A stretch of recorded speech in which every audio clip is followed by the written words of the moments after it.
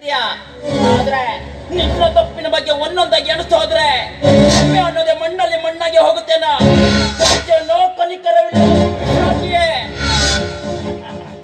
ಕನಿಕರವಿಲ್ಲದಷ್ಟೇ ನಾವಿಷ್ಟು ದೊಡ್ಡ ಮೆಟ್ಲು ಏರಿದ್ದು.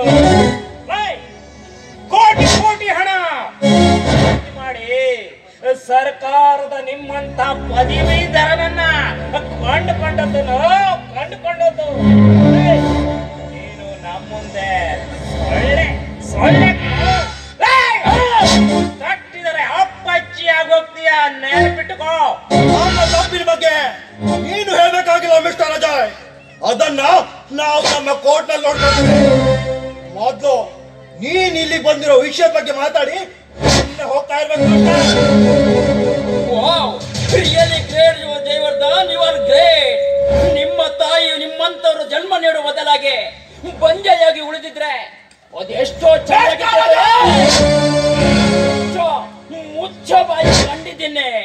ನಿಮ್ಮಂತವ್ರು ನೋಡಿ ಕಣೋ, ನ್ಯಾಯಾಲಯದಲ್ಲಿ ನ್ಯಾಯ ದೇವತೆಗೆ ಕಣ್ಣಿಗೆ ಕಟ್ಟಿದ ಬಟ್ಟೆನ ಚಿಟ್ಟಿರೋದು, ಸತ್ಯದ ಪರವಾಗಿ ವಾದಿಸೋದನ್ನು ಬಿಟ್ಟು ಬೆರಳು ಮಾಡಿ ತೋರಿಸೋದು.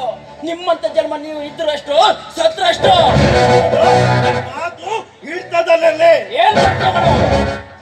ನಾವು 3 ಜನ ಸೇರಿ ಅದೆಷ್ಟೋ ಕೊಲೆ ದರೋಡೆ ರೇಪ್ ನಡೆಸಿದ್ವಿ ಅಂತ ಕೇಸ್ ಹಾಕಿದ್ರು ಕೂಡ ಅದು ನ್ಯಾಯಾಲಯದ ಮೆಟ್ಟಿಲಿರುವ ಮೊದಲೇ ಸುಳ್ಳು ಅಂತ ಸಾಬೀತಾಗಿರುತ್ತೆ.